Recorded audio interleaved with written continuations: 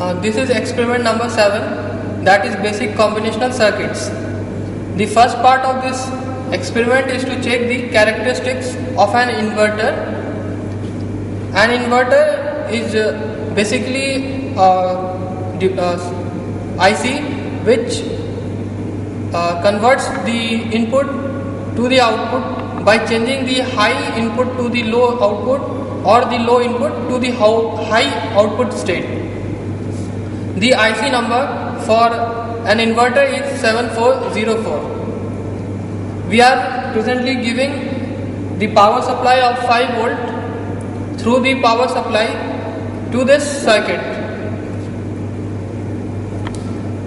The input to the circuit can be varied using the potentiometer. So the input can have a range of up to ideally 0 volt to 5 volt using potentiometer and changing its value.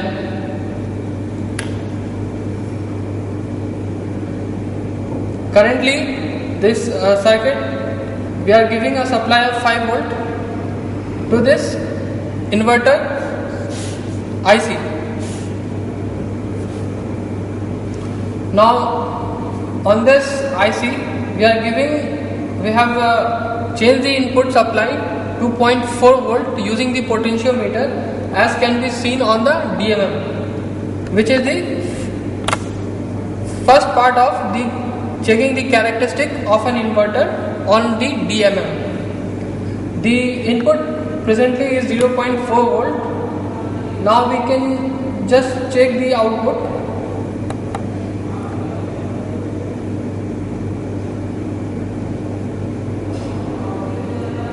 Which comes out to be around 4.34 volts, which denotes that the output has been moved to a high state. Hence a lower input voltage has been inverted to a higher state voltage. Now similarly we can again increase the input voltage to check the output range.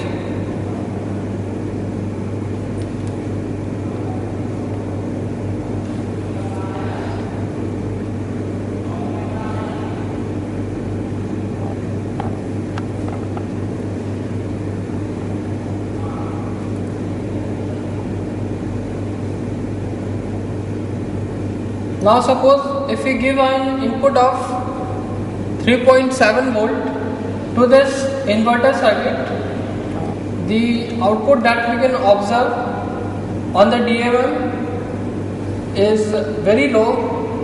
It's of the order of 100 millivolts or to say 0.1 volts. So we can see that the higher input voltage, that was around 3.4 volt, has been converted to a lower output voltage of 0.1 volt magnitude.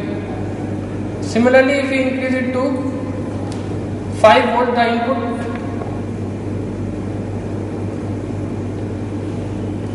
the output that we can observe is again the very low voltage of the order of millivolt or 0.1 volt.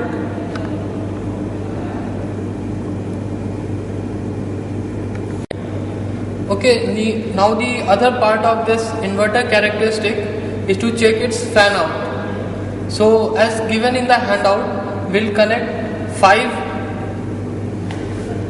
inverter circuit to this existing circuit as given in the handout. So from the IC, we can see that in the IC there are 6 inverter that is shown in the handout. So we will use one of the inverter to give input and to check its output, and the rest 5 can be taken as a load to the output of the first inverter. The circuit for this part is made on this breadboard, and currently we are giving a input supply of 0.4 volt that is managed through this potentiometer. The input is 0.4 volt and we have connected 5 loads to this inverter. Now we will check its output.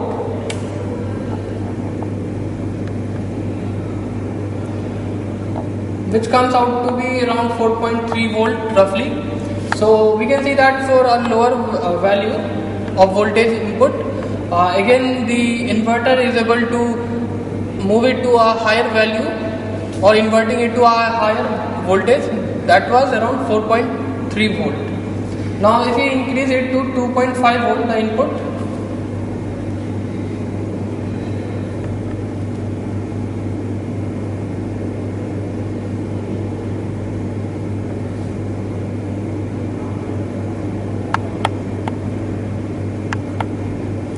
so the input is roughly around 2.5 volt and the output that comes out to be is of the order of millivolt. So roughly it's around 0.13 volt. So this circuit again inverts the input that was a higher state voltage of around 2.5 volt to a very lower voltage of 0.13 volt. So using the load, the fan out, that is roughly around 5 inverter, the input and output of this single inverter is the same as that was observed without the load applied to this inverter. Now the other part to check the characteristic of an inverter, we are giving now a triangular shaped waveform of 1 kHz frequency to this circuit as shown in figure 2, or we can say as given in the handout, since the figure 1 and figure 2 are connected together so that the one of the inverter has 5 loads at its output. In this part we have removed the potentiometer and we are giving the input directly from the function generator. Currently on the CRO we can see that since we are giving an input of triangular shaped waveform which varies from around 0 to 5 volt, the output generated is for lower value it converts or inverts into a high value, and for a higher value it inverts into a low value, as can be seen.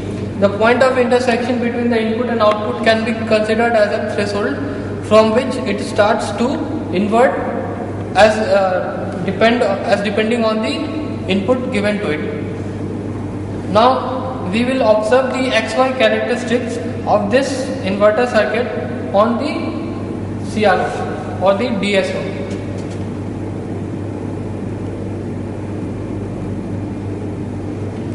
This is the XY characteristics of an inverter observed on a DSO. The channel 1 is the input, the channel 2 is the output of the inverter. So we can see that for lower values of the input, that is the horizontal axis is the input and the vertical axis is the output. So for lower values we can observe that if the voltage is low for the input, the output is high, and for certain there is a threshold range below and after which the things are getting inverted. So for a higher value of input, the output is low. Hence it verifies the inverter characteristics of this inverter circuit. Now the second part of this experiment is to get familiarized with the digital test board. The circuit or the board that you are currently seeing is the digital test board. This test board will be used for further experiments, and it is used to check the digital circuit's output conditions on this board. So we can observe and check the output of any digital circuits on this test board. Hence this is named as digital test board. Now currently the experiment that we are performing is just to connect the inputs and outputs of this switches to check the output of that hexadecimal on the 7 segment display. Now currently we are giving a plus 5 volt supply and connected the VCC and the ground of this board with the power supply, and we have checked the logical probe along with all of the switches. Now since we are checking it for the hexadecimal display, so we'll give the inputs from these switches. Currently all the switches is in the off state. This is the LSB or the least significant bit, and this is the MSB, that is the most significant bit. So since we are using it for a hexadecimal display, so we are using only 4 switches from this test board. Now this 7 segment displays values from 0 up to 7, 8 and up to 15 for this hexadecimal. So going above 8,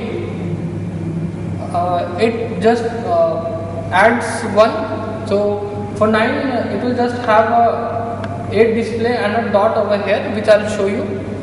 Currently it's now, since all the 4 switches are closed, that is the input to this 4 or to that 7 segment is all zeros, that is 0 in hexadecimal.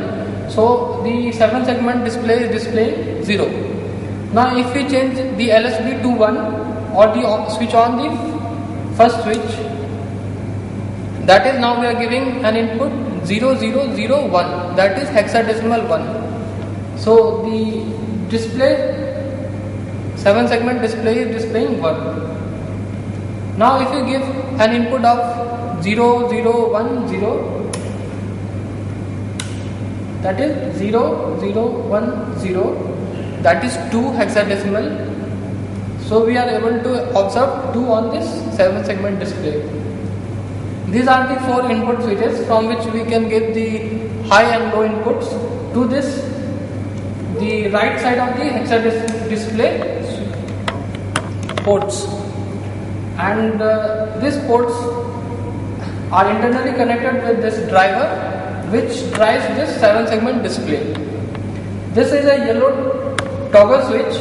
If you want to toggle the clock or the input to this circuit, we just have to press it and the signal is toggled, or the clock has been toggled. When we press the toggle switch, the output goes to low state, as can be seen. Now for higher values we can make closed or open the switches as we want our hexadecimal values to be. Like for the case, if you want, if you are giving a supply of 1000, that is 8.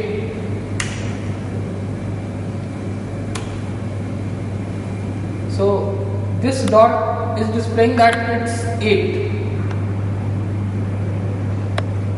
Now if you want all to be 1, that is hexadecimal F or 15. Now all the 4 MSB to LSB are all 1, value 1. The 7 segment is displaying 7 and dot.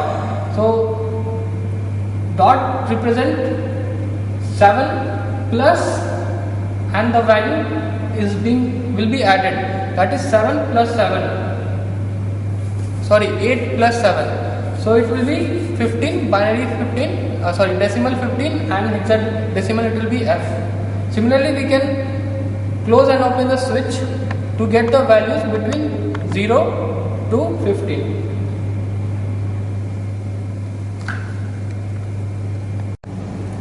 The third part of this experiment is to realize a half adder using XOR and NAND gate, and the output can be verified on the digital test board. The connections are made on the breadboard using the IC of XOR and NAND gate.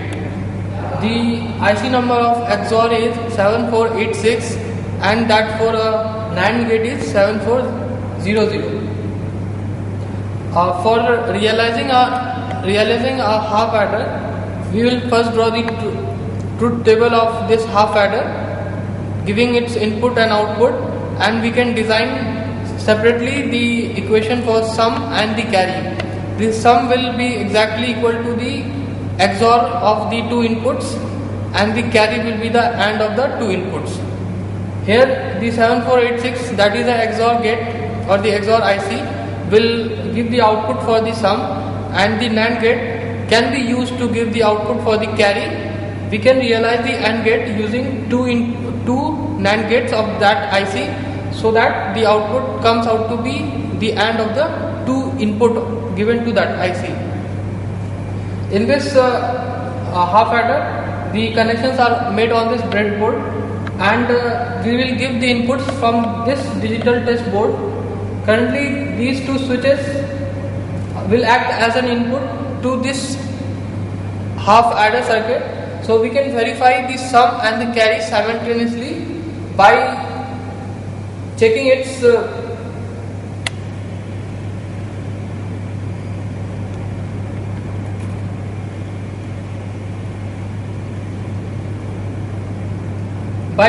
the green light that is connected through the logic probe. The logic probe is connected at the output of the sum to verify the sum and carry, that is at the output of XOR gate and the NAND gate. Currently since these two switches are off, hence the inputs given to this XOR and AND gate or the NAND gate is 00. So since the green light is off, hence the sum, it shows that the sum is 0 since we are verifying the output from the XOR gate. Now if we will verify the same input condition at the NAND gate output, again the LED is off. That shows that the sum and carry is 0 0 for both input 0 and 0. Now if we will change the input to 0 1 state, so now the green light is on when the input is 0 1. That shows that the sum is 1 for input 0 1 and the carry will be 0. Similarly for 1 0 inputs, the sum is 1 since the green light is on, and the output of the NAND gate, that is the carry, is again 0, which shows that if the input is either 0 1 1 0, the sum will be 1 and the carry will be 0. Now we will verify for the last input condition, that is 1 1. Both the inputs are in 1 1 condition. So now the output can be seen that the green light is off, so it shows that the sum is 0 and the carry is coming out to be 1. So it verifies our truth table that we have designed for this half circuit. Hence we are able to realize the half adder using the 7486 and 7400 IC on the digital test board. Now the fourth part of this experiment is to realize the carry function of a full adder. This experiment or the part of this experiment will be done for the verification of the carry of the full adder. So we will just observe the function of the carry of a full adder, which is implemented using a NAND gate and a NOR gate. The connections are made accordingly on the breadboard and the output can be verified on the digital test board. The truth table of the full adder has to be verified for the carry part, giving 3 inputs to this circuit, that is the full adder circuit. Here the 7486 has been removed, so we are just verifying only for the carry part. The sum part can be verified also, and currently the 3 inputs will be given from these 3 switches, correspondingly making it on off through the switch, that is giving a logic 1 or 0. The Boolean expression for the carry as given in the handout is implemented using this circuit and can be observed on this digital test board.